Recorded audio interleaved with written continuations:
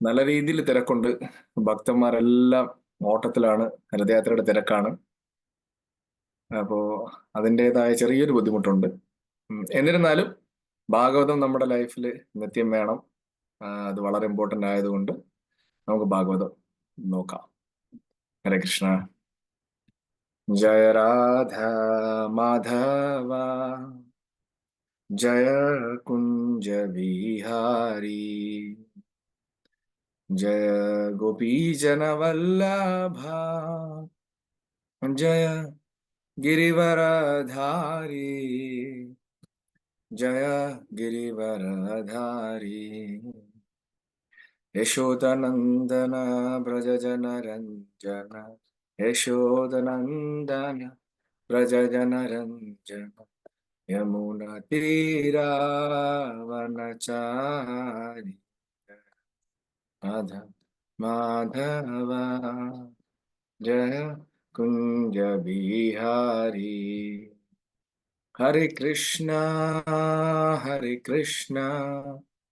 कृष्ण कृष्ण हरे हरे हरे रामा राम राम हरे हरे हरे कृष्णा कृष्ण कृष्ण हरे हरे हरे रामा राम राम हरे हरे जय प्रभुपदा प्रभुपदा जय प्रभुपदा जय गुरुदेवा गुरुदेवा जय गुरुदेव नित्य गौर हरि बोल हरि बोल नित्याय गौर हरि बोल नित्याय गौर हरि बोल हरि बोल नित्याय गौर हरि बोल। जय श्री जगन्नाथ बलदेव सुब्रमण्य की जय। इंदिरा श्रीमद ഭാഗവതം की जय। നമുക്ക് യൂഷ്വലി ചെയ്യുന്നത് പോലെ ഇന്ന് നമുക്ക് പ്രഭാത് ഭാഗവതത്തിലൂടെ എന്താണോ പറഞ്ഞു തരുന്നത് അത് മനസ്സിലാക്കാനായിട്ട് ശ്രമിക്കാം. അത് നമ്മുടെ ലൈഫിൽ എങ്ങനെ കൊണ്ടുവരാൻ പറ്റും എന്നുള്ളത് ശ്രമിക്കാം. ഹരേ കൃഷ്ണ, ഞാൻ പറയുന്നത് കേൾക്കാൻ പറ്റുന്നുണ്ടോ?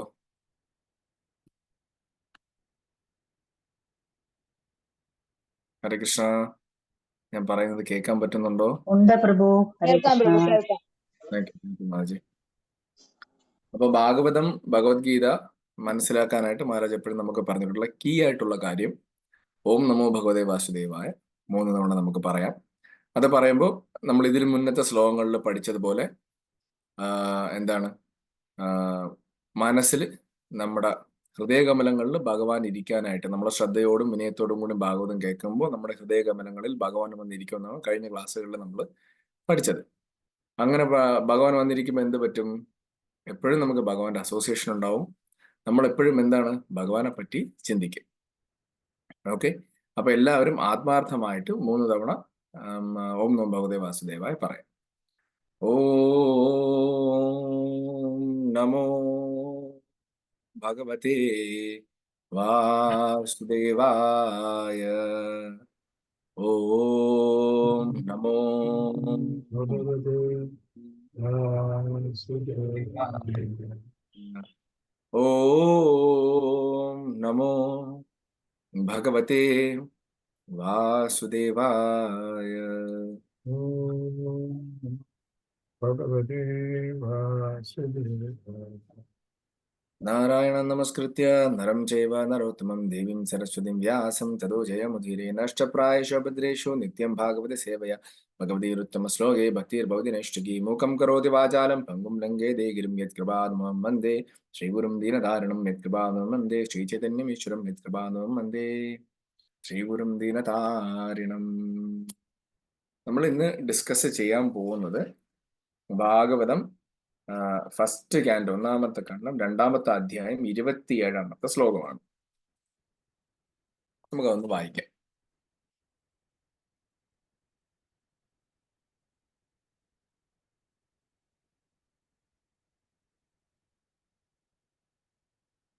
रजस्तमः प्रकृतायः रजस्तमः प्रकृतायः समाशीला भजन्ति वै समाशीला भजन्ति वै पितृभूता प्रजेशादिन् पितृभूता प्रजेशादिन् श्रीयैश्वर्या प्रजेप्सवः श्रीयैश्वर्या प्रजेप्सवः रजस्तमा प्रकृतायः समशीला भजन्ति वै पितृभूता प्रजेशादिन् श्रीयैश्वर्या പ്രജേപ്സവഃ.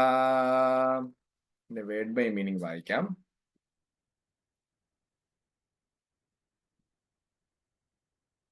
രജഃ രജോ ഗുണം, തമഃ തമോ ഗുണം, പ്രകൃതയഃ ആ മനസ്ഥിതിയുള്ള, സമശീലഃ ഓരോ വിഭാഗത്തിലുള്ള, ഭജന്തി ആരാധിക്കുന്നു, വൈ നിശ്ചയമായും, പിതൃക്കൾ പൂർവ പിതാമഹന്മാർ, ഭൂത മറ്റ് ജീവാത്മാക്കളും, പ്രജേശ ആദിൻ വിശ്വപരിപാലകർ, നിയന്ത്രകന്മാർ, അഥവാ വിശ്വഭരണ കർത്താക്കൾ, ശ്രീഹ സമൃദ്ധമാക്കുക, ഐശ്വര്യ ധനവും ശക്തിയും, സമ്പത്തും അധികാരവും, പ്രജാ സന്തതി, ഈപ്സവഃ അവയൊക്കെ ആഗ്രഹിക്കുന്നു. വിവർത്തനം വിവർത്തനം ശ്രീ പ്രഭുപാദ് കി ജയ്.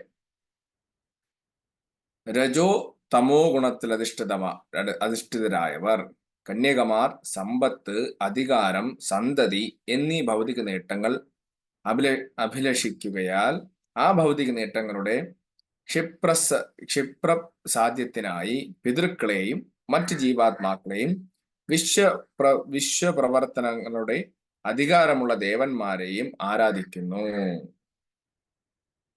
ഭാവാർത്ഥം ശ്രീ പ്രഭുപാദ് കി ജയ്. ഭഗവത് ധാമത്തിലേക്ക് മടങ്ങിച്ചെല്ലാൻ ആത്മാർത്ഥമായി ആഗ്രഹിക്കുന്ന ഒരാൾ ഏതൊരു വിഭാഗത്തിലെയും ദേവനെ ആരാധിക്കേണ്ട യാതൊരു ആവശ്യവുമില്ല. ഭൗതിക ആസക്തികളിൽ ഭ്രാന്തമായ ആവേശമുള്ളവർ അല്പജ്ഞാനികളായവരെ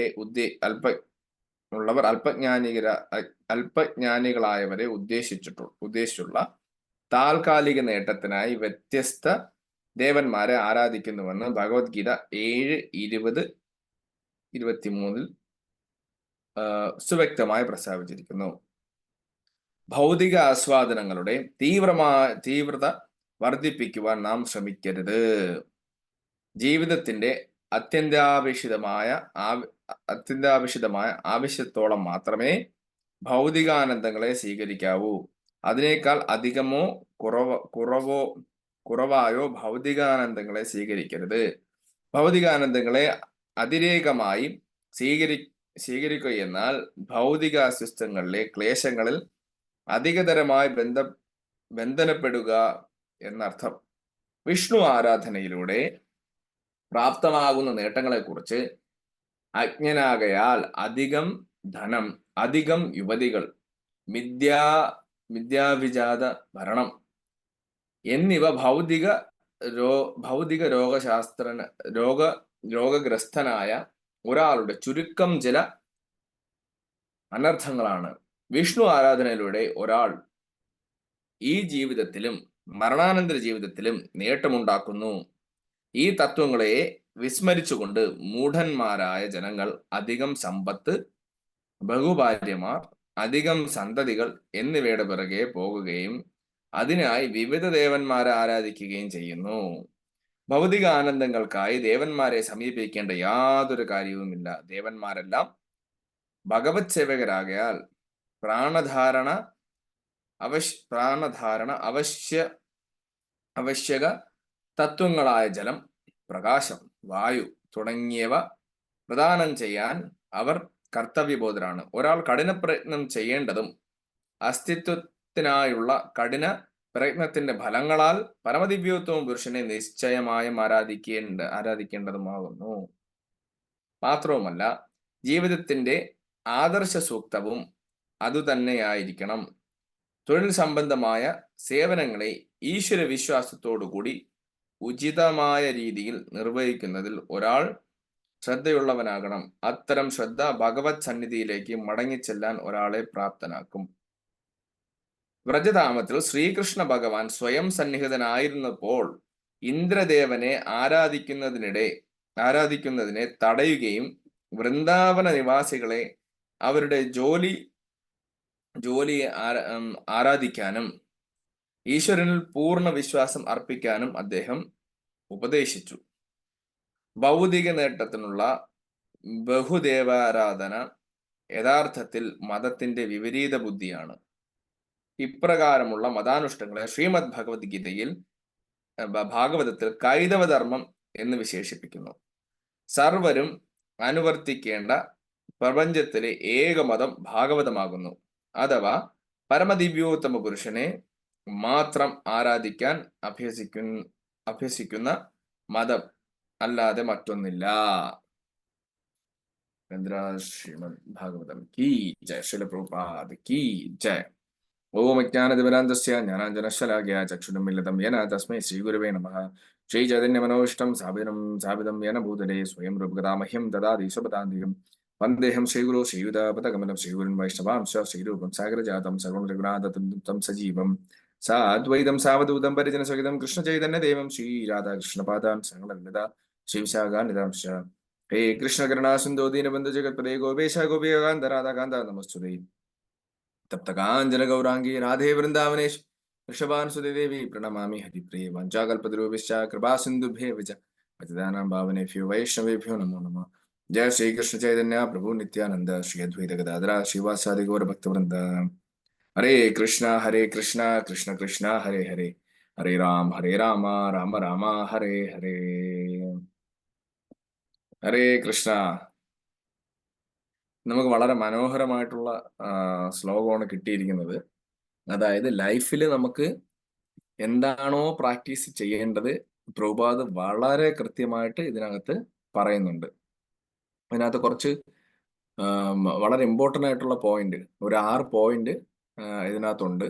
അല്ല, ഒരുപാട് പോയിന്റുകളുണ്ട്. അതിൽ ഞാൻ കേന്ദ്രരാജ് ഒരു മെയില് പ്രഭു എഴുതിയ മെയ് 2024 എഴുതിയ ഒരു മെയിൽ, അത് മഹാരാജ് ഉള്ള സമയത്ത് ഒരു ഭക്തൻ എഴുതിയ മെയിലിനെ പറ്റിയാണ്. അത് രാജ്കോട്ടിലുള്ള ഒരാളാണ്, രാജേഷ് ഗണാത്ര ഒരു പ്രഭു എഴുതിയതാണ്.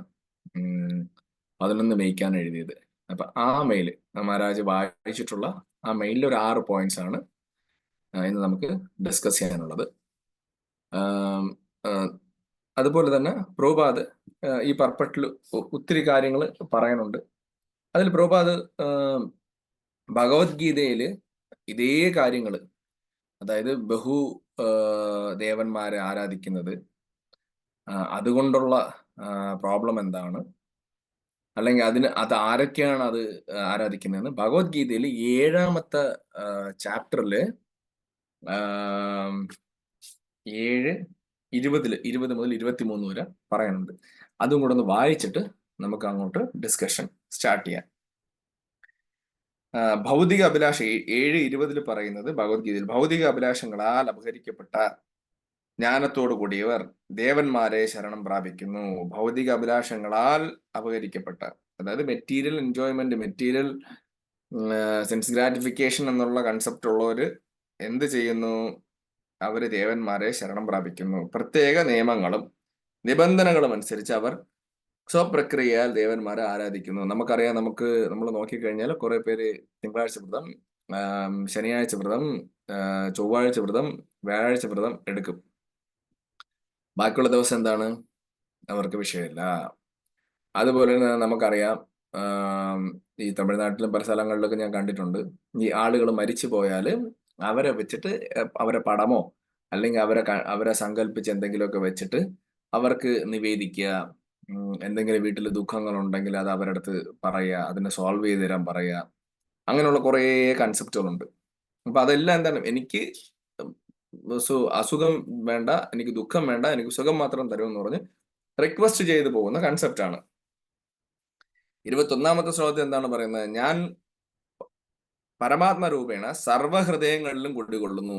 ഏതു ദേവതയെ ഏതു ദേവതയെ ആരാധിക്കാൻ ആഗ്രഹിക്കുന്നുവോ ആ പ്രത്യേക മൂർത്തിയിൽ മുഴുവൻ ശ്രദ്ധയും കേന്ദ്രീകരിക്കത്തക്ക വിധം ഒരാളുടെ വിശ്വാസം ഉറപ്പിക്കുന്നത് ഞാനാണ്.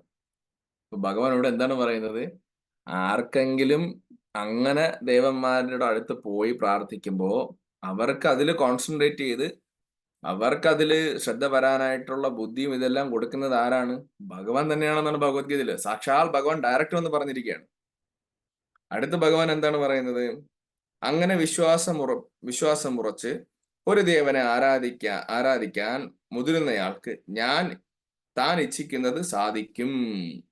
വാസ്തവത്തിൽ ഈ അഭിഷ്ടം നിറവേറ്റുന്നത് ഞാൻ തന്നെ.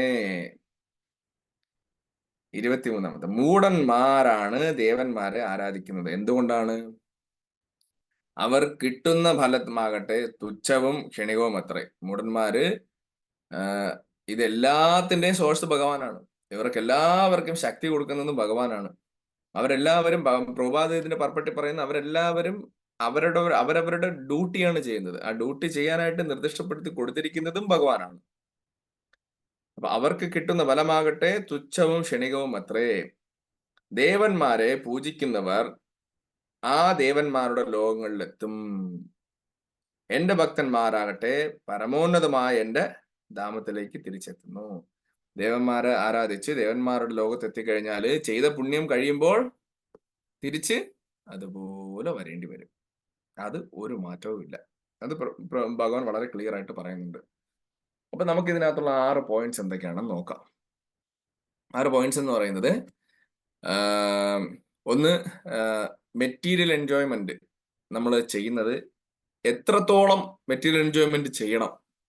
പ്രഭാത് അതിന് മെറ്റീരിയൽ എൻജോയ്മെന്റ് ചെയ്യാനേ പാടില്ലെന്നാണ് പ്രഭാത് അതിനൊരു ബോർഡറോട് വെക്കുന്നുണ്ട്. കാരണം ഈ സ്ഥലത്ത് നിൽക്കുന്ന സമയത്ത് ധർമാർത്ഥ കാമമോക്ഷം പോകുമ്പോ ഡെഫിനറ്റ്ലി അതിന്റെ ഇടയിൽ ചെറിയ ചെറിയ ചെറിയ രീതിയിൽ വരും. ഇപ്പൊ പ്രഭാത് ഇവിടെ പറയുന്നത് എങ്ങനെയാണെന്ന് വെച്ചാൽ only up to the point to bare necessities of life. നമ്മുടെ ലൈഫിലെ വളരെ ആവശ്യമുള്ള കാര്യങ്ങൾക്ക് വേണ്ടി മാത്രമേ നമ്മൾ എന്ത് ചെയ്യാൻ പാടുള്ളൂ? മെറ്റീരിയൽ ആയിട്ടുള്ള കാര്യങ്ങൾ ചെയ്യാൻ പാടുള്ളൂ. ഇപ്പം ധനം ഉണ്ടാക്കുന്നതായാലും നമ്മൾ ഭക്ഷണം, എക്സാമ്പിൾ പറഞ്ഞ് ഭക്ഷണം കഴിക്കുന്നത് വിശപ്പിന് വേണ്ടി മാത്രം കഴിക്കുക. പക്ഷെ നല്ല ഭക്ഷണം, നല്ല വിശന്നിരിക്കുന്നു, നല്ല ഭക്ഷണം നമുക്ക് കിട്ടുന്നു. നമുക്ക് ഏറ്റവും പ്രിയപ്പെട്ട ഭക്ഷണം, ചിലർക്ക് ഫ്രൂട്ട് സലാഡ് ആയിരിക്കും, ചിലർക്ക് പായസമായിരിക്കും, ചിലർക്ക് പല പല ഡിഫറെന്റ് വെറൈറ്റീസ് ആയിരിക്കും. അപ്പോ നമ്മള് നമുക്ക് ആവശ്യം, വയറ് വീർത്ത് കഴിഞ്ഞു, അല്ലെങ്കിൽ വയറ് പകുതി വയറ് അല്ലെങ്കിൽ മുക്കാൽ വയറ് ആവുമ്പോൾ നമുക്ക് തന്നെ അറിയാം, ഓക്കെ മതി. പക്ഷെ നമ്മൾ എന്ത് ചെയ്യും? നമുക്ക് ഇഷ്ടപ്പെട്ട സാധനം കാണുമ്പോൾ പ്രഭു ഒരു വട കൂടെ കഴിച്ചാൽ കൊള്ളാം. വട കിട്ടിയില്ല പ്രഭു, ഒരു വട കിട്ടിയാൽ കൊള്ളാം എന്ന് പറയും. അപ്പൊ പ്രഭുപാദ് ഇവിടെ പറയുന്നത് ഇത് എല്ലാ ഡിവോട്ടീസിനും, ഞാൻ എന്നെ തന്നെ വിലയിരുത്തുന്നതാണിത്, കാരണം നമ്മളിത് കാണുന്നതാണ്. അപ്പൊ ഇനി മുതൽ പ്രഭുപാദിന്റെ ഈ പുറപ്പെട്ട് വായിച്ചതിന് ശേഷം നമുക്കൊന്ന് ട്രൈ ചെയ്ത് നോക്കാം. നമുക്ക് ബെയർ മിനിമം നെസസിറ്റി ഏതെങ്കിലും ഒരു കാര്യം, ഇപ്പൊ നമുക്ക് യാത്ര ചെയ്യണം, ഒരു കാറ് മതിയാവും, ഒരു വലിയൊരു ആഡംബര കാർ വേണ്ട. അപ്പം നമുക്ക് ആവശ്യമുള്ള വലിയ പ്രശ്നമില്ല. ഇതിപ്പം 25 ലക്ഷത്തിന്റെയും 50 ലക്ഷത്തിന്റെയും കാർ ഉണ്ടാവും. പക്ഷെ അതേ ഫെസിലിറ്റി ഉള്ള 15 ലക്ഷത്തിന്റെ കാർ ഉണ്ടെങ്കിൽ നമ്മൾ അതിൽ തൃപ്തിപ്പെടുക. ബാക്കി കാശ് എന്ത് ചെയ്യണം? ഭഗവാന് വേണ്ടി യൂസ് ചെയ്യാനായിട്ട് നോക്കാം. അടുത്ത പോയിന്റ് ഉള്ളത് പറയുന്നുണ്ട്. ഇല്ല അത്രയ്ക്ക് ഒരുപാട് കാശാണെന്നുണ്ടെങ്കിലും അത് നോക്കാം, അതിൽ വീണു പോകാതിരിക്കാൻ നോക്കാം. ചിലപ്പോൾ ചില ഭക്തന്മാര് ഈ ബെയർ മിനിമം നെസസിറ്റി നിന്ന് മാറി പോവാറുണ്ട്, ഞാൻ ഉൾപ്പെടെ. അപ്പൊ ഇതൊരു നമുക്ക് എല്ലാവർക്കും ഒരു പാഠമാണ്. നമ്മൾ ആവശ്യമുള്ള കാര്യങ്ങൾ മാത്രം നോക്കിയിട്ട്, അത് പ്രൊവൈഡ് വളരെ clear, not more or less than that. ആവശ്യമുള്ളതിന് മാത്രം ചെയ്യും. ഇല്ല എന്നുണ്ടെങ്കിൽ അതിന്റെ താഴെ പറയുന്നുണ്ട് രണ്ടാമത്തെ point, to accept more material enjoyment means to bind on self more and more miseries of material existence. അതായത് നമ്മൾ ആ ആവശ്യത്തിൽ ഒരു തരി പോലും കൂടുതലായി കഴിഞ്ഞാൽ നമ്മൾ വീണ്ടും വീണ്ടും വീണ്ടും നമ്മൾ എന്താണ്, ഈ നമ്മുടെ ആവശ്യകതയിൽ കൂടുതലായിട്ട് ഈ മെറ്റീരിയൽ മിസറീസിൽ നമ്മൾ വീണ്ടും വീണ്ടും കുരുങ്ങി അതായത് ഓരോ ഈ കഷ്ടപ്പാടുകൾ നമ്മൾ വിളിച്ചു വരുത്തുന്നതാണ്. അത് ഈ ലോകത്തിന്റെ പ്രത്യേകതയാണ്. ചിലപ്പോൾ ആളുകൾ കേൾക്കാൻ നേരത്ത് എല്ലാവർക്കും അക്സെപ്റ്റ് ചെയ്യാൻ പറ്റില്ല, അതാണ് സത്യം. നമ്മള് കൂടുതൽ കൂടുതൽ എൻജോയ് ചെയ്യാൻ നോക്കിയാൽ ജയിലിനകത്ത് കിടക്കുന്നു. നമ്മള് ജയിലിൽ കിടന്നിട്ട് നമ്മള് നല്ല കട്ടില് വേണം, നമുക്ക് നല്ല കുളിക്കാൻ എനിക്ക് സെപ്പറേറ്റ് ബാത്റൂം വേണം, എനിക്ക് അവിടെ കറങ്ങി നടക്കണം, എല്ലാവരും എന്നെ പ്രണമിക്കണം എന്നുള്ള രീതിയിലൊക്കെ പറഞ്ഞു കഴിഞ്ഞാൽ അത് ആരും അക്സെപ്റ്റ് ചെയ്യാൻ പോകുന്നില്ല. അതിൽ കൂടുതൽ ദുഃഖങ്ങളെ വരുള്ളൂ. എന്ത് പറ്റും? ജയിലറും ബാക്കിയുള്ളൊരു നല്ല അടി തരും. അടി എന്ന് വെച്ചാൽ നല്ല അടി കിട്ടും. അത് വീണ്ടും വീണ്ടും വീണ്ടും വീണ്ടും നമുക്ക് വേദനയെ തരത്തുള്ളൂ. ഒരു എക്സാമ്പിൾ ആയിട്ട് എടുക്കാം. പിന്നെ മൂന്നാമത്തെ പോയിന്റ് എന്ന് പറയുന്നത്, instead of demigods one should worship the supreme person of godhead Krishna. By Vishnu worship എന്താണ്? നമുക്ക് വിഷ്ണു വർഷിപ്പ് ചെയ്യുന്നതോടുകൂടി നമുക്ക് ഈ ജന്മത്തിലും അടുത്ത ജന്മത്തിലും അതിന്റെ ഫലം നമുക്ക് കിട്ടുകയാണ്. അപ്പം ഈ കാര്യം മനസ്സിലാക്കാത്ത മണ്ടന്മാരായിട്ട് ആളുകൾ എന്താണ് ചെയ്യുന്നതെന്ന് വെച്ച് കഴിഞ്ഞാൽ, നമുക്ക് കൂടുതൽ ധനം വേണം, കൂടുതൽ ഭാര്യമാര് വേണം, കൂടുതൽ കുട്ടികൾ വേണം എന്ന് പറഞ്ഞ് എന്ത് ചെയ്യും? നമ്മൾ പല പല ഡെമി ഗോഡ്സിന് ഓരോരോ ഡിപ്പാർട്ട്മെന്റിൽ പോയിട്ട് നമ്മൾ അർച്ചനകൾ ചെയ്യും, നമ്മൾ വഴിപാടുകൾ ചെയ്യും, ഇങ്ങനെ ഓരോന്ന് ചെയ്തുകൊണ്ടിരിക്കും. ഭഗവാൻ പറയുന്നുണ്ട്, അങ്ങനെ ചെയ്യാൻ നേരത്തവർക്ക് അതിന്റെ ഫലവും ഭഗവാൻ തന്നെയാണ് കൊടുക്കുന്നത്. ആ ദേവനിലൂടെ ഭഗവാൻ തന്നെയാണ്. അപ്പൊ എന്താണോ ഭഗവാൻ അത്രയ്ക്ക് ഫ്രീ വില്ലാണ് നമുക്ക് തന്നിരിക്കുന്നത്. എന്താണോ ഒരാൾ ആഗ്രഹിക്കുന്നത് അതനുസരിച്ച് ഭഗവാൻ അത് കൊടുത്തോണ്ടേയിരിക്കും. അത് ഭഗവാൻ ഒരിക്കലും അത് സ്റ്റോപ്പ് ചെയ്യത്തില്ല. പിന്നെ പ്രഭുപാദ് അടുത്ത് പറയുന്നത്, നമ്മുടെ ലൈഫിന്റെ എയിം എന്ന് പറയുന്നത് ഈ ദുഃഖങ്ങൾ മാറ്റാനുള്ളതാണ്, അല്ലാതെ അതിനെ കൂട്ടാനുള്ളതല്ല. പക്ഷെ അൺഫോർച്ചുനേറ്റ്ലി ദുഃഖകരമായ വാർത്ത എന്ന് വെച്ചാൽ, നമുക്ക് എല്ലാവരും അറിഞ്ഞോ അറിയാതെയോ നമ്മൾ ഒരു തരത്തിൽ അല്ലെങ്കിൽ മറ്റൊരു തരത്തിൽ, നമുക്ക് എത്ര പേർക്ക് എനിക്ക് അറിയത്തില്ല, നമ്മൾ ഒരു 6 മണിക്കൂർ ഉറങ്ങുമായിരിക്കും, അല്ലാതെ ബാക്കിയുള്ള സമയം എന്ന് പറയുമ്പോൾ 18 മണിക്കൂർ നമുക്ക് എത്ര നേരം ഭഗവാൻ നമുക്ക് സ്മരിക്കാൻ കഴിയുന്നുണ്ട്. കാരണം അത്രയ്ക്ക് നമ്മൾ നിർഭാഗ്യവാന്മാരാണ്. കാരണം നമുക്ക് ഫുൾ ടൈം ഭഗവാനെ സ്മരിക്കാനായിട്ട് പറ്റുന്നില്ല. അങ്ങനെ ഒരു ചാൻസ് നമുക്ക് കിട്ടുന്നില്ല. കാരണം അത്രയ്ക്ക് നിർഭാഗ്യവാന്മാരാണ് നമ്മൾ. ഇതിനു മുന്നേയുള്ള ക്ലാസ്സുകളിലും എല്ലായിടത്തും പറഞ്ഞു, ഭഗവാനെ നമുക്ക് ഒരേ ഒരു പ്രാർത്ഥനയുള്ളൂ. എന്താണ്? ഭഗവാനെ നമുക്ക് ഓർമ്മ വരണം, ഭഗവാനെ നമുക്ക് എപ്പോഴും സ്മരിക്കാൻ പറ്റണം. ഭഗവാനെ എനിക്ക് എന്നെ നരകത്തിൽ വേണമെങ്കിലും കൊണ്ടുപോയിക്കോളൂ, പക്ഷെ എനിക്ക് എന്താണ്? എനിക്ക് ഭഗവാന്റെ സ്മരണ വേണം, എനിക്ക് ഭഗവാന്റെ നാമം എനിക്ക് ജപിക്കാൻ പറ്റണം. ഇതായിരിക്കണം നമ്മുടെ എല്ലാവരുടെയും പ്രാർത്ഥന. അടുത്ത് ഇത് വളരെ ഇമ്പോർട്ടന്റ് ആയിട്ടുള്ള പോയിന്റ്. ഒരുപാട് ഗ്രന്ഥരാജ് മെയിൽസ് ഇതിനെ പറ്റിയിട്ട് വന്നിട്ടുണ്ട്. One should work hard and worship the supreme lord by the fruits of one's hard labour for existence, and that should be the motto of life. ഇത് ഇറ്റാലിക്കിലാണ് എഴുതിയിരിക്കുന്നത് ഭാഗവത്തിൽ. ഇത് ഇമ്പോർട്ടന്റ് പോയിന്റ് ആയതുകൊണ്ട് പ്രഭുപാദ് അതിനെ ഇറ്റാലിക്കിലാണ് എഴുതിയിരിക്കുന്നത്, നോട്ട് ചെയ്യാൻ വേണ്ടിയിട്ട്. എന്താണ്? നമ്മൾ കഷ്ടപ്പെട്ട് വർക്ക് ചെയ്യണം. നമുക്ക് എല്ലാവർക്കും അറിയാം, നമ്മൾ യങ് ആയിരുന്ന സമയത്തും നമ്മൾ വയസ്സായാലും നമ്മൾ കഷ്ടപ്പെട്ട് ഇങ്ങനെ വർക്ക് ചെയ്തുകൊണ്ടേയിരിക്കും. എന്നിട്ട് എന്താണ് പ്രഭുപാദ് പറയുന്നത്? ആ കഷ്ടപ്പെടുന്നതിന്റെ ഫ്രൂട്ട്, അതിന്റെ ഫലം കൊണ്ട് നമ്മൾ ചെയ്യേണ്ടത് ഭഗവാനെ വർഷിപ്പാണ് ചെയ്യേണ്ടത്. നമ്മൾ വേറെ ഒന്നിലോട്ടും നമ്മൾ പോകരുത്. ഭഗവാനെ നമ്മൾ വർഷിപ്പ് ചെയ്യണം. ഇതാണ് നമ്മുടെ ലൈഫിന്റെ ഏറ്റവും ഇമ്പോർട്ടന്റ് ആയിട്ടുള്ള കാര്യം. നമ്മുടെ ലൈഫിന്റെ മോട്ടോ, എന്താ പറയാ, നമ്മുടെ ലക്ഷ്യം ഇത് മാത്രമായിരിക്കണം എന്നാണ് പറഞ്ഞിരിക്കുന്നത്. അപ്പോ നമുക്ക് നെസസിറ്റീസ് വളരെ, നമ്മുടെ എന്താണോ നമുക്ക് ലൈഫിൽ ആവശ്യമുള്ള കാര്യങ്ങൾ, അത് വളരെ എന്ത് ചെയ്യണം? വളരെ കുറച്ച് മാത്രം നമ്മൾ അത് ഉപയോഗിച്ചിട്ട് അതിനു വേണ്ടി മാത്രം ചെയ്തിട്ട് ബാക്കിയുള്ളത് നമ്മൾ എന്ത് ചെയ്യണം? ഭഗവാന്റെ സേവയ്ക്ക് വേണ്ടി ഉപയോഗിക്കുക. നമുക്കറിയാം, നമ്മൾ എത്രയൊക്കെ വിചാരിച്ചാലും നമ്മുടെ കയ്യിൽ ഇപ്പം സപ്പോസ് ഒരാളുടെ കയ്യിൽ 50 ലക്ഷം രൂപ ബാങ്ക് ബാലൻസ് ഉണ്ട്. നമുക്കറിയാം കുഞ്ഞുങ്ങളുണ്ടാവും, അല്ലെങ്കിൽ നമ്മൾ ഒരു വിഷൻ ഉണ്ടായിരിക്കും, നമ്മൾ ഇത്ര നാൾ വർക്ക് ചെയ്യുന്ന ഇത്ര രൂപ കാശുണ്ടാക്കണം, കുഞ്ഞിന്റെ കാര്യം നോക്കണം, പഠിപ്പിക്കുന്ന കാര്യം നോക്കണം, നമ്മുടെ ചെലവ് നോക്കണം, കുഞ്ഞിന്റെ കല്യാണം നോക്കണം, അത് കഴിഞ്ഞിട്ട് പിന്നെ വാർദ്ധക്യത്തിൽ പെൻഷൻ മേടിച്ച് ജീവിച്ചു പോകണം. ഇതൊരു കോമൺ മാൻ, ഇത് വളരെ കോമൺ ആയിട്ടുള്ള ഒരു അത്യാവശ്യമാണ്. അല്ലാതെ നമുക്ക് 5 സ്റ്റാർ ഫെസിലിറ്റി വേണം, 3 സ്റ്റാർ ഫെസിലിറ്റി വേണം, അല്ലെങ്കിൽ നമുക്ക് അതിലും വളരെ വില കൂടിയ കാറ് വേണം, വില കൂടിയ ഹൈടെക്, അല്ലെങ്കിൽ എന്ത് പറയാൻ, വലിയ വലിയ പൊസിഷനിൽ ഇരിക്കുന്ന ആളുകളായിട്ട് കമ്പനി വേണം, എനിക്ക് എവിടെ പോയാലും ഫെസിലിറ്റീസ് വേണം. അങ്ങനെ പോയി കഴിഞ്ഞാൽ അത് നമുക്ക് കൂടുതൽ കൂടുതൽ ദുഃഖങ്ങൾ തരത്തേ ഉള്ളൂ. ഒരു തരത്തിൽ അല്ലെങ്കിൽ മറ്റൊരു തരത്തിൽ നമുക്ക് ദുഃഖം. കാരണം ഭക്തന്മാരുമായിട്ട് നമ്മൾ മാറിപ്പോകുന്നു, ബാക്കിയുള്ളവരായിട്ട് അസോസിയേഷൻ മാറിപ്പോകുന്നു, കൂടുതൽ സമയം നമ്മൾ അവിടെ സ്പെൻഡ് ചെയ്യും, ഭാഗവത്തിന് സമയം കുറയും, ഭഗവാന്റെ സേവയ്ക്ക് സമയം കുറയും. അങ്ങനെ അങ്ങനെ ചിലപ്പം ലക്ഷ്മി വരുന്നത് കൊണ്ടായിരിക്കാം, അല്ലെങ്കിൽ നമുക്ക് ഐശ്വര്യം വരുന്നത് വഴിയും നമുക്ക് ഇങ്ങനെയുള്ള കാര്യങ്ങൾ മിസ്സാവാനായിട്ടുള്ള ചാൻസ് ഉണ്ട്. അപ്പോ എല്ലാവരും ശ്രദ്ധിക്കേണ്ടത് പ്രഭുപാദി പറഞ്ഞ ഈ പോയിന്റ്. അതിൽ അവസാനമായിട്ട് മഹാരാജ് ഒരു പോയിന്റ് പറയാനുണ്ട് അതിനകത്ത്. ഇതിനകത്ത് പറയുന്നുണ്ട് ഭാഗവത ധർമ്മം. പ്രഭുപാദ് പറയുന്നുണ്ട് നമ്മൾ അൾട്ടിമേറ്റ്ലി ഫൈനലി നമ്മൾ ചെയ്യേണ്ട കാര്യം നമ്മൾ ഭാഗവത ധർമ്മമാണ് ഫോളോ ചെയ്യേണ്ടത്. മഹാരാജ് ഇവിടെ പറയുന്നത് ഭാഗവത ധർമ്മം എന്ന് വെച്ചാല് മിനിമം നീഡ്സ് വിത്ത് മാക്സിമം ഡിവോഷൻ സർവീസ്. വളരെ കുറച്ച് ആവശ്യങ്ങൾ മാത്രം നമ്മൾ ലൈഫിൽ വെച്ചിട്ട് മാക്സിമം ഡിവോഷൻ സർവീസ് ചെയ്യുക. അങ്ങനെ ഡിവോഷൻ സർവീസ് ചെയ്യാനായിട്ട് എല്ലാവർക്കും സുവർണ അവസരമാണ് ഇപ്പോൾ ഒരുക്കിയിട്ടുള്ളത്. ഇന്ന് ഭഗവാന് ചപ്പൻ ഭോഗയുടെ സേവ ഓൾറെഡി സ്റ്റാർട്ട് ചെയ്ത് കഴിഞ്ഞു.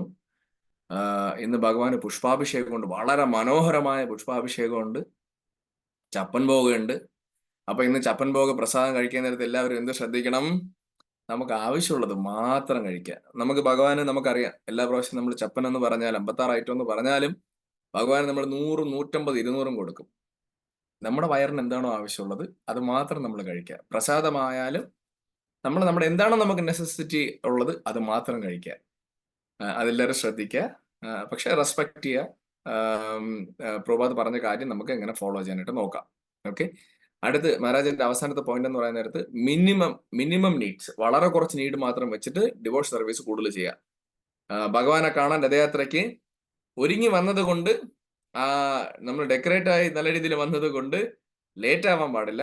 നേരത്തെ വന്ന് അവിടെ ടെമ്പിളിൽ വരിക, സേവ ചെയ്യുക. ഉദ്ഘാടന സമയത്തിന് മുന്നേ നമ്മൾ എല്ലാവരും അവിടെ എത്തണം. 3:30 നമ്മൾ എല്ലാവരും അവിടെ എത്തണം. അതിന് മിനിമം നീഡ്സ് വെച്ചിട്ട് മാക്സിമം ഡിവോഷൻ സർവീസ് ചെയ്യാനായിട്ട് മാതാജിമാരും പ്രഭുക്കന്മാരും എന്ത് ചെയ്യണം? എല്ലാവർക്കും വെള്ളം കൊടുക്കാനുള്ള സെറ്റപ്പ് അവിടെ ഉണ്ട്. അത് നോക്കുക. ആർക്കെങ്കിലും വെള്ളം വേണോ നോക്കുക. അതുപോലെ തന്നെ രഥത്തിന്റെ ഫ്രണ്ടിൽ, രഥത്തിന്റെ അടുത്ത് നിന്ന് ആളുകൾ കയർ പിടിക്കും. അതിനിടയിൽ ആളുകൾ വീഴുന്നു പോകാൻ ചാൻസ് ഉണ്ട്. അപ്പൊ മാതാജിമാരും പ്രഭുക്കന്മാരും എല്ലാവരുടെ റിക്വസ്റ്റ് ചെയ്യുക അവിടെ നിന്ന് ഫ്രണ്ടിൽ നിന്ന് മാറാനായിട്ട്. പറഞ്ഞാലും ആളുകൾ മാറില്ല. കാരണം ഭഗവാനെ കാണുന്ന എക്സൈറ്റ്മെന്റും ഭഗവാന്റെ അടുത്ത് നിന്ന് രഥം വലിക്കുന്നതിന്റെ തിരക്കിലും ഒക്കെ ആയിരിക്കും എല്ലാവരും ഇന്നും നാളെ എന്ന് പറയുന്ന എല്ലാവരും ഗോലോക വൃന്ദാവനത്തിലാണ്. കാരണം എല്ലാവർക്കും ജഗന്നാഥന്റെ ഭഗവാന്റെ സേവ, ഇത്രയും കാരുണ്യമൂർത്തിയായിട്ടുള്ള ഭഗവാൻ എത്രയോ ദിവസം അമ്പലത്തിൽ ഇരുന്നിട്ട് ഭഗവാൻ പുറത്തിറങ്ങുകയാണ്. എല്ലാവർക്കും ദർശനം കൊടുക്കാൻ, എല്ലാവർക്കും കാരുണ്യം കൊടുക്കാനായിട്ട് ഇറങ്ങണം. ഭഗവാൻ ഇങ്ങനെയാണ്. ഭഗവാൻ വന്നിട്ട് ഒരു മനുഷ്യനെ പോലും വിടത്തില്ല. ഭഗവാൻ ഇങ്ങനെ വിളിച്ച്, പ്രത്യേകിച്ച് ജഗന്നാഥ സ്വാമി വിളിച്ച് വരുത്തി ദർശനം കൊടുത്ത്, അവർക്ക് കാരുണ്യം കൊടുത്ത്, അവർക്ക് മെറ്റീരിയൽ കാര്യവും കൊടുത്ത്, അവർക്ക് സ്പിരിച്വൽ കാര്യവും കൊടുത്ത് വിടും. വേറെ ഏതെങ്കിലും ഭഗവാന്റെ രൂപം ഇങ്ങനെ ചെയ്യുമെന്ന് ചോദിച്ചാൽ എനിക്ക് അറിയത്തില്ല. പക്ഷെ നമ്മുടെ ജഗന്നാഥ സ്വാമി, അതായത് ജഗന്നാഥ സ്വാമി ഇങ്ങനെയാണ്, എല്ലാവർക്കും കാരുണ്യം വാരിച്ചൂരി കൊടുത്തു. അതുപോലെ സമയമായി. ഞാൻ പെട്ടെന്ന് ഒരു ചെറിയൊരു സ്റ്റോറിയോടെ പറഞ്ഞിട്ട് നമുക്ക് നിർത്താം, കാരണം സേവയിലേക്ക് പോകണം. പാണ്ഡുരംഗ ഭഗവാന്റെ അത് തന്നെ പറയാം. അവിടെ വന്നിട്ട് നമ്മളിപ്പം ബഹുദൈവത്തിനെ പറ്റി പറഞ്ഞു, ദേവന്മാർ ആരാധിക്കുന്നതിനെ പറ്റി പറഞ്ഞു. പാണ്ഡുരംഗ ഭഗവാന്റെ പ്രത്യേകത എന്ന് വെച്ച് കഴിഞ്ഞാല് ഭഗവാൻ ആരെയും വെറുതെ വിടത്തില്ല. ഭഗവാന്റെ മെയിൻ പണി, അവിടെ ഭഗവാൻ ആരെയെങ്കിലും ശ്രദ്ധിച്ചു കഴിഞ്ഞാല് അവരെ വമ്പ് കിഴുത്തെന്ന് പറയും. അതായത് അവരെ വിളിച്ച് അവരുമായിട്ട് പ്രശ്നം ഉണ്ടാക്കി അവരെ കൊണ്ടുവന്ന് ഭക്തനാക്കും. ആരും വെറുതെ വിടൂല. എല്ലാവർക്കും കാരുണ്യം. നമ്മുടെ ജഗന്നാഥ സ്വാമിയെ പോലെ ശ്രീകൃഷ്ണ ഭഗവാൻ അവിടെ ചെല്ലാൻ നേരത്തെ അവിടെ എങ്ങനെയാണ്? ഭഗവാൻ ഇങ്ങനെ ഇടുപ്പിൽ കൈവച്ചിട്ടാണ് ഭഗവാൻ ഇങ്ങനെ നിൽക്കുന്നത്. ഇടുപ്പിലാണ് ഭഗവാൻ കൈവച്ച് നിൽക്കുന്നത്. അപ്പൊ ഇവിടെ എങ്ങനെയാണെന്ന് വെച്ച് കഴിഞ്ഞാല് ആളുകൾ വന്നിട്ട് വരണവരെന്ത് പറയും? ഈ പാണ്ഡുരംഗൻ എന്ന് പറയുന്നത് ശ്രീരാമമൂർത്തിയാണ്. കാര്യം എന്താണ്? അമ്പ് വെച്ച് നിന്നിട്ടില്ല. അമ്പ് വെച്ച് നിന്നാ ശ്രീരാമമൂർത്തി എന്ന് പറയാം. കുറച്ചുപേരെന്ന് പറയും കൃഷ്ണൻ എന്ന് പറയും. കാര്യം ഓടക്കുഴൽ വെച്ചില്ല. അപ്പൊ വരുന്ന എല്ലാവർക്കും അവരവരുടെ ആരാധ്യ പുരുഷനാണ് പാണ്ഡുരംഗ സ്വാമി. ചിലര് കൃഷ്ണൻ എന്ന് പറയും, ചിലര് രാമൻ എന്ന് പറയും, ചിലര് മഹാദേവൻ, ശിവനാണ്. നിങ്ങൾക്ക് എങ്ങനെ പറയാൻ പറ്റും ഭഗവാൻ ഇത് ശിവനല്ല എന്ന്? കാരണം എല്ലാവർക്കും അക്സെപ്റ്റബിൾ ആണ് പാണ്ഡുരംഗ സ്വാമി. അപ്പോ പാണ്ഡുരംഗനും രുക്മിണി ദേവിയും കൂടെ അവിടെ നിൽക്കാൻ നേരത്ത് 13ാമത്തെ സെഞ്ചുറി, 13th സെഞ്ചുറിയിൽ നടക്കുന്ന കഥയാണത്. 13ാം നൂറ്റാണ്ടില് നരഹരി സോനാർ എന്ന് പറഞ്ഞിട്ട് ഒരു ഭക്തനുണ്ട്. ഭക്തൻ എന്ന് പറഞ്ഞു കഴിഞ്ഞാൽ മഹാശിവഭക്തനാണ്. അദ്ദേഹം മഹാദേവനല്ലാതെ അദ്ദേഹത്തിന്റെ ലൈഫിൽ വേറെ ഒന്നുമില്ല. അദ്ദേഹം രാവിലെ എഴുക്കും, നമ്മൾ മംഗളാരതി ചെയ്യുന്ന പോലെ തന്നെ ശിവപൂജകൾ ചെയ്യും. ശിവലിംഗം ഉണ്ട് വീട്ടില്. അടുത്ത് ഉമാമഹേശ്വര ക്ഷേത്രം എന്ന് പറഞ്ഞൊരു ക്ഷേത്രമുണ്ട്. അങ്ങനെയാണ് പേര് എനിക്ക് ഓർമ്മ വരുന്നത്. അത് നോക്കണം. തൊട്ടടുത്ത് ശിവക്ഷേത്രമുണ്ട്. അപ്പൊ അദ്ദേഹം അവിടെ പോവും. അവിടെ പോയിട്ട് ആരാധനകൾ ചെയ്യും, തിരിച്ചു വരും. ഇദ്ദേഹത്തിന്റെ പേര് പോലെ നരഹരി സോനാർ എന്ന് വെച്ചാൽ സ്വർണം. ആ ദേശത്തെ ഏറ്റവും കിടിലം സ്വർണ്ണപ്പണിക്കാരനാണ്. അദ്ദേഹത്തിന്റെ അപ്പുറം സ്വർണ്ണപ്പണി ചെയ്യുന്ന വേറൊരാളില്ല. അപ്പം ഈ നരഹരി സോനാർ പക്ഷെ എന്താണ് അദ്ദേഹത്തിന്റെ കഷ്ടകാലത്തിന് അദ്ദേഹം എവിടെയാണ് താമസിക്കുന്നതെന്ന് വെച്ച് കഴിഞ്ഞാല് പാണ്ഡുരംഗ ഭഗവാന്റെ അടുത്താണ്, അമ്പലത്തിനടുത്താണ്, അമ്പലത്തിന് ഓപ്പോസിറ്റ് കുറച്ച് അടുത്താണ്. അപ്പൊ ഇദ്ദേഹം എന്താണ് ദിവസവും വരുന്നതും പോകുന്നതും പാണ്ഡുരംഗന ഈ സ്വർണ്ണപ്പണി കഴിഞ്ഞ് വരുന്നതും പോകുന്നതും പാണ്ഡുരംഗ ഭഗവാന്റെ എങ്ങനെയാണ് അമ്പലം ക്രോസ് ചെയ്ത് വേണം പോവാൻ. അമ്പലത്തിനടുത്തെത്തുമ്പോൾ എന്ത് ചെയ്യും അദ്ദേഹം? രണ്ട് ചെവി ഇങ്ങനെ കൈവയ്ക്കും, തലയിൽ കൂടെ ഒരു തുണി ഇടും, സൈഡ് ഇങ്ങനെ മറച്ചിട്ട്, എന്നിട്ട് ഓം നമ ശിവായ, ഓം നമ ശിവായ, ഓം നമ ശിവായ എന്ന് പറഞ്ഞ് അവിടെ എത്തുമ്പോൾ സ്പീഡിനങ്ങ് നടക്കും. ഇത് ഭഗവാൻ കുറെ നാളായിട്ട് നോക്കി വെച്ചേക്കായിരുന്നു. പാണ്ഡുരംഗ ഭഗവാന്റെയും ജഗന്നാഥ സ്വാമിയുടെ പ്രത്യേകത, കൃഷ്ണന്റെ പ്രത്യേകത അറിയാലോ, ആരെയും വെറുതെ വിടില്ല. ഇതിന് മുന്നേ അടുത്ത ക്ലാസ്സുകളിൽ പറഞ്ഞ പോലെ നാമാഭാസം ആയാലും ഭഗവാന്റെ നാമം അറിയാതെ ജപിച്ചാലും, നേരെ നമ്മൾ ഇതിനു മുന്നേ പറഞ്ഞു റാമുണ്ട്, റാം രാമ എന്നുള്ളതുകൊണ്ട് അതിന് പോലും മോക്ഷം എടുത്താണ് ഭഗവാൻ. ഭഗവാന്റെ ഭക്തന്റെ ഭക്തനാണ് നരഹരി സോനാർ. അത് മഹാദേവന്റെ ഭക്തനാണ്. ഭഗവാൻ വിടുവോ?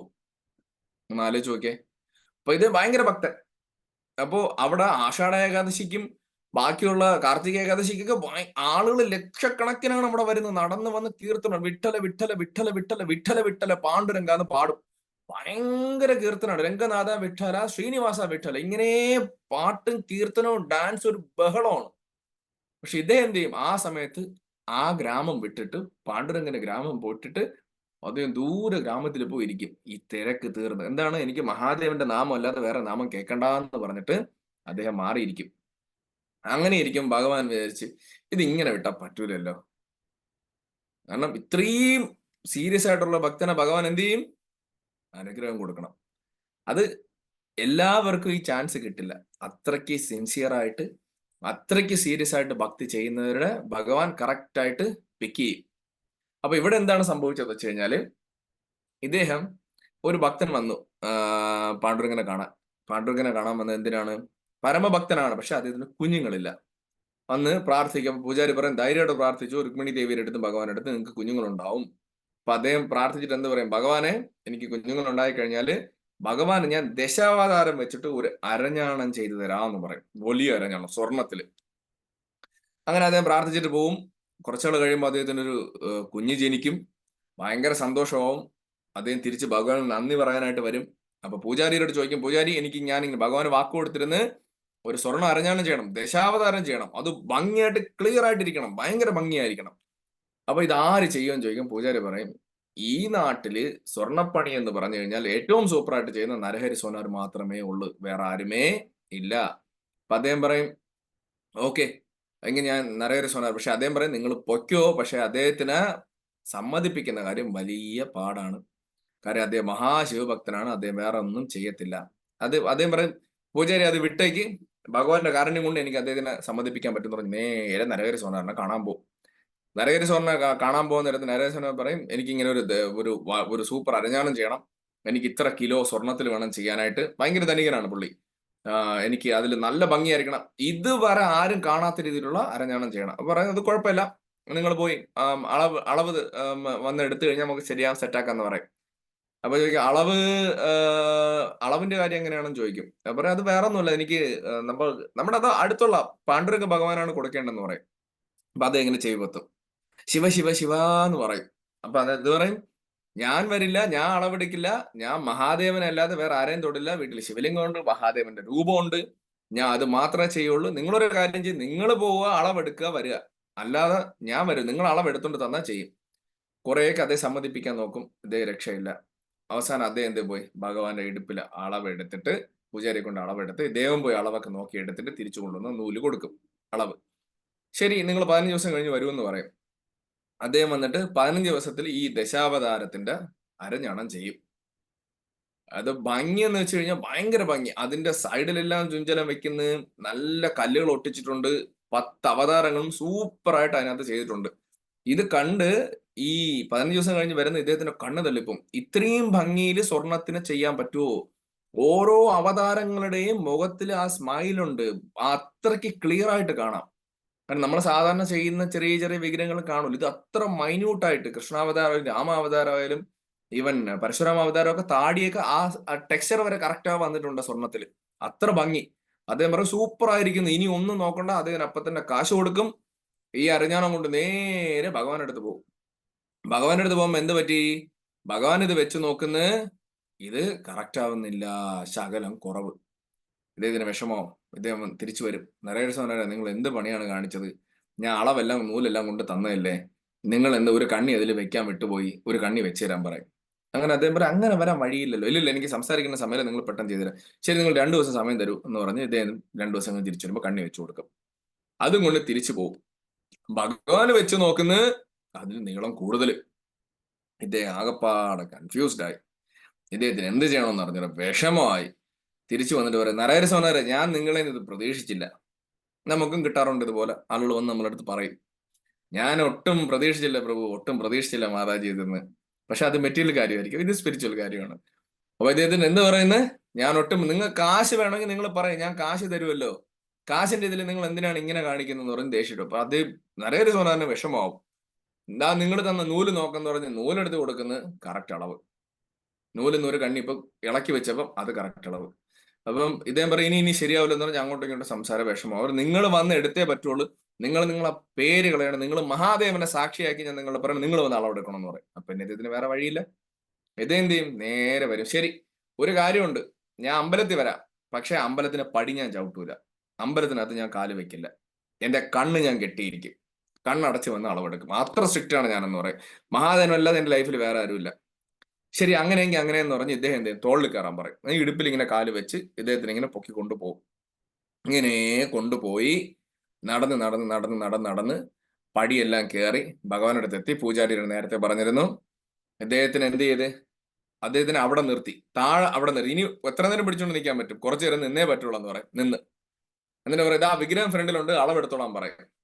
ഇദ്ദേഹം നേരെ കൈവയ്ക്കുന്നത് ഭഗവാന്റെ കിരീടത്തിലാണ്, പാണ്ഡുരംഗന്റെ കിരീടത്തിൽ കൈവയ്ക്കാൻ നേരത്ത് ജട, നല്ല അടിപൊളി ജട. താഴോട്ട് വരാൻ നേരത്ത് ഒരു സൂപ്പർ പാമ്പ് ജടയിൽ. ഇത് പെട്ടെന്ന് കൈ എടുക്കും ഇങ്ങനെ. ഇത് വീണ്ടും സംശയം വന്ന് താഴോട്ട് വെക്കാൻ നേരത്ത് നെറ്റിയിൽ ഒരു കണ്ണ്, ഭസ്മം നെറ്റിയിൽ, ഭസ്മം വരെ പൗഡർ പോലെ കയ്യിലാവുന്നു, ചെവിയിൽ കുണ്ടളം, കഴുത്തിൽ നോക്കാൻ നേരത്ത് രുദ്രാക്ഷം നടക്കുന്നത്, ചെറിയ ചെറിയ തലയോട്ടികൾ കിടക്കുന്നത്. അപ്പൊ ഇദ്ദേഹം പറയും, അയ്യയ്യയ്യേ, ഇവർ ഇത്രയും നാളും പാണ്ഡുരംഗ, വിട്ടല, വിഷ്ണു, കൃഷ്ണൻ എന്നൊക്കെ പറഞ്ഞ് പ്രാർത്ഥിച്ച ആരെയാണ്? മഹാദേവനെയാണ്. അദ്ദേഹം കൈയെടുത്തിട്ട് പറയാം, അയ്യേ നിങ്ങൾ കണ്ണ് കെട്ടിയിട്ടിരിക്കുന്നത്. അതേ പറഞ്ഞു, നിങ്ങൾ ഇത്ര നാളും പ്രാർത്ഥിച്ചത് ആരെയാണ്? മഹാദേവനെയാണ്. അപ്പൊ അവര് പറയും, നരഹരി സോനാർ, നിങ്ങൾക്ക് എന്തോ പ്രശ്നമുണ്ട്, നിങ്ങൾക്ക് തെറ്റിപ്പോയതാണ്, ഇത് പാണ്ഡുരംഗനാണെന്ന് പറയും. ഇദ്ദേഹം എന്ത് പറയും? ഇല്ല ഇല്ല ഇല്ല ഇല്ല എന്ന് പറഞ്ഞിട്ട് വീണ്ടും തലയിൽ തപ്പാൻ നേരത്ത് ചന്ദ്രകല, ഗംഗ, അതിന്ന് ഗംഗാജലം വരുന്ന്, ഇദ്ദേഹത്തിന്റെ കൈ നനയുന്ന്. ഇദ്ദേഹം വീണ്ടും താഴോട്ട് നോക്കുന്നു, രുദ്രാക്ഷം, മാല. ഇദ്ദേഹം കൺഫ്യൂസ്ഡ് ആയി. ഇദ്ദേഹം കണ്ണൂരും പെട്ടെന്ന് ഇങ്ങനെ എടുത്ത് മഹാദേവനെ കാണണമെന്ന് പറഞ്ഞ് കണ്ണിന് ഊരി നോക്കണതും ആരാണ്? പാണ്ഡുരംഗ ഭഗവാൻ ചിരിച്ചോണ്ടിരിക്കുന്നു. അയ്യോ എന്ന് പറഞ്ഞ് വീണ്ടും കണ്ണം കെട്ടും. എന്നിട്ട് വീണ്ടും തപ്പി നോക്കുന്നു, മഹാദേവൻ തന്നെ. തപ്പി തപ്പി താഴോട്ട് വരുന്നു, ഭഗവാന്റെ കാലിലോട്ട് വരുന്നു. ഭഗവാൻ ഇങ്ങനെ കാലൊക്കെ പുലിത്തോൽ എടുത്തിരിക്കുന്നു. കണ്ണ് അഴിച്ചു നോക്കുന്നു, പാണ്ഡുരംഗൻ നിൽക്കുന്നു. ഇത് 1 തവണയായി, 2 തവണയായി, 3 തവണയായി. അവസാനം അദ്ദേഹം മഹാദേവാന്ന് വിളിച്ചിട്ട് ഇങ്ങനെ അഴിച്ച് കംപ്ലീറ്റ് ആയിട്ട് തൊഴുതുകൊണ്ട് ഇങ്ങനെ നോക്കണതും ആ വിഗ്രഹത്തില് സാക്ഷാൽ മഹാദേവനെയും കാണാൻ പറ്റുന്നുണ്ട്, പാണ്ഡുരംഗനെയും കാണാൻ പറ്റുന്നുണ്ട്. അപ്പൊ പാണ്ഡുരംഗ ഭഗവാൻ നരഹരി സോനാറിന് പറയും, നരഹരി സോനാറെ, ശിവൻ തന്നെയാണ് ഞാൻ തന്നെയാണ് കൃഷ്ണൻ, എന്റെ അംശാവതാരമാണ് ഭഗവാൻ എന്ന് പറയും. എന്റെ പാർട്ട് തന്നെയാണ് മഹാദേവൻ എന്ന് പറയുകയും അദ്ദേഹം പൊട്ടിക്കരയാൻ തുടങ്ങും. ഇത്രയും നാള് ഞാൻ ഈ ചെവിയും പൊത്തി ദൂരെ ദൂരെ പോയി ഇരുന്നത് സാക്ഷാൽ ഭഗവാനെ മറന്നിട്ടാണല്ലോ കൃഷ്ണ എന്ന് പറഞ്ഞ് വിഷമിച്ചിട്ട് അദ്ദേഹം ഇങ്ങനെ പ്രാർത്ഥിക്കും, ഭഗവാനെ ക്ഷമിക്കണേ, ഈ ചെയ്ത അപരാധങ്ങളൊക്കെ ക്ഷമിക്കണേ എന്ന് പറയും. ഇതുപോലെയാണ് ഭഗവാൻ, പാണ്ഡുരംഗ ഭഗവാൻ. അതുപോലെയാണ് നമ്മുടെ ജഗന്നാഥനും. ഇന്നും നാളെയും എല്ലാവരെയും, റോഡിൽ കൂടെ പോകുന്നവരെയും വരുന്നവരെയും ബസ്സിലിരിക്കുന്നവരെയും എല്ലാവരെയും വിളിച്ച് ദർശനം കൊടുക്കുകയാണ്. എല്ലാവർക്കും കാരുണ്യം കൊടുക്കണം, എല്ലാവർക്കും പ്രസാദം കൊടുക്കണം. 5000 ജഗന്നാഥ പ്രസാദം 5000 പാക്കറ്റാണ് റെഡി ആയിരിക്കുന്നത്. നിങ്ങളൊന്ന് ആലോചിച്ച് 5000 പേർക്കും ഈ പ്രസാദം എത്തും. മിനിമം 4500 പേർക്കെങ്കിലും എത്തും. കാരണം ഓരോരുത്തർ 2-3 ഒക്കെ ചിലപ്പോൾ വാങ്ങിക്കുമായിരിക്കും. അപ്പൊ നിങ്ങളൊന്ന് ആലോചിച്ച് ഇന്നും നാളെയും തിരുവനന്തപുരത്തിന് കാരുണ്യം ചൊരിയാനായിട്ട് ജഗന്നാഥ സ്വാമി റെഡിയായി നിൽക്കുകയാണ്. അപ്പൊ നമ്മൾ ബാക്കിയുള്ള ദേവാരാധന എല്ലാം മാറി വളരെ സീരിയസ് ആയിട്ട് വളരെ മിനിമം നെസസിറ്റി നമ്മളെ ലൈഫിൽ വെച്ചിട്ട് മാക്സിമം ഡിവോഷൻ സർവീസ് ചെയ്യാനായിട്ട് നോക്കുക.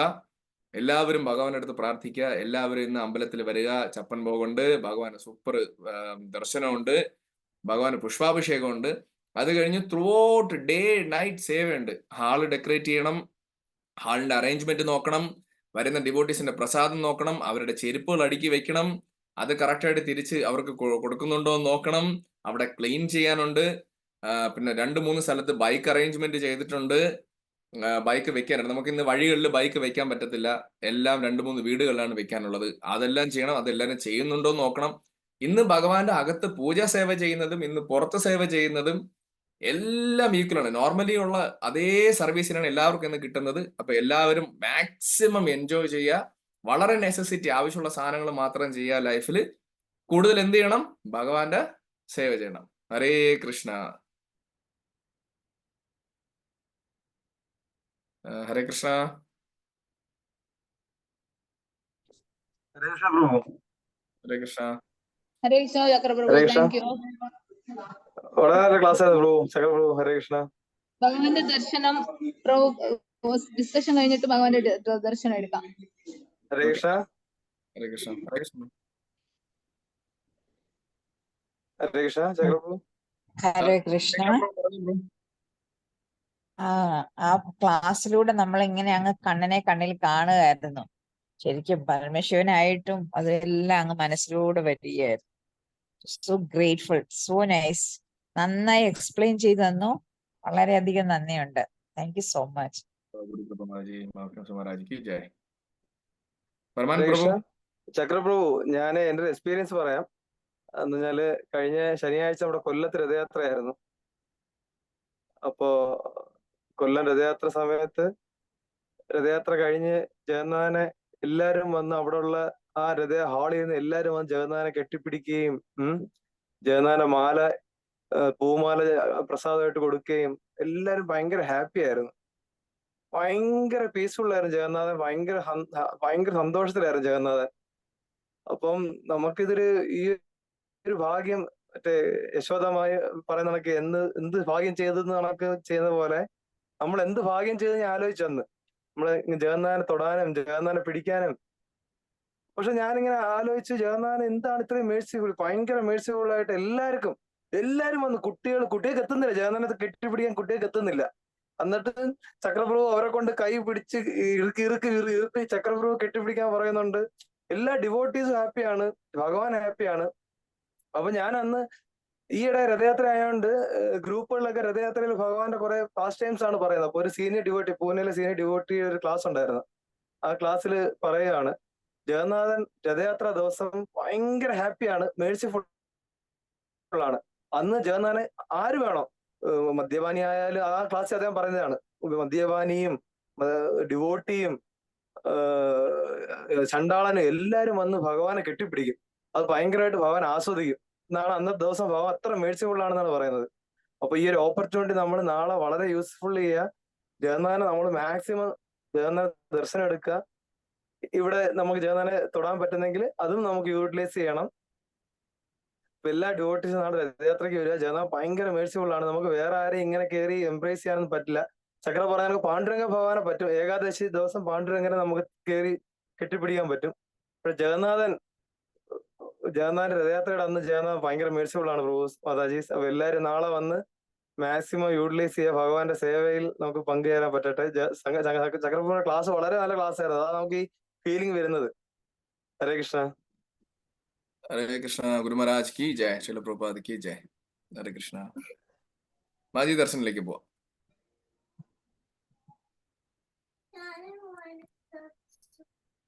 കാണുന്നുണ്ടോ പ്രഭു? Thank you. ഹരേ കൃഷ്ണ. ചക്രപ്രഭു വളരെ നന്ദി. വളരെ മനോഹരമായ ക്ലാസ്. പാണ്ഡുരംഗ ഭഗവാനെ ചക്ര പിടിച്ചു വെച്ചിരിക്കുകയാണ്, ആർക്കും വിട്ടുകൊടുക്കില്ല. ഹരേ കൃഷ്ണ.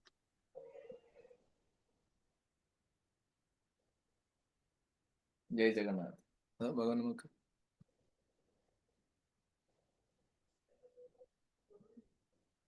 जय बलदेव.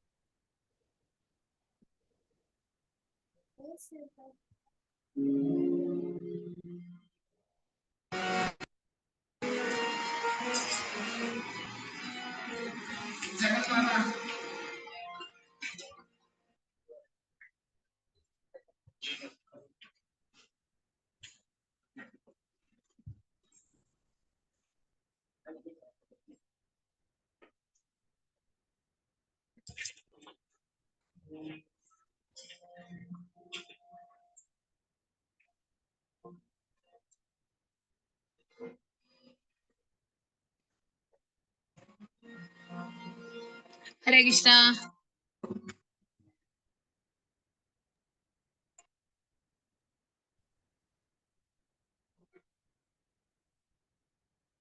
പുതിയ ഡ്രസ്സൊക്കെ ഇട്ട് ചപ്പൻ ബോയ്ക്ക് റെഡിയായി ജഗന്നാഥ് ഇരിപ്പുണ്ട്.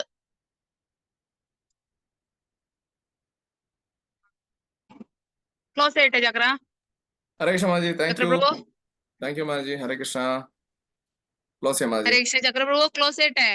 हरे कृष्ण माता जी. क्लोज किया. हरे कृष्णा.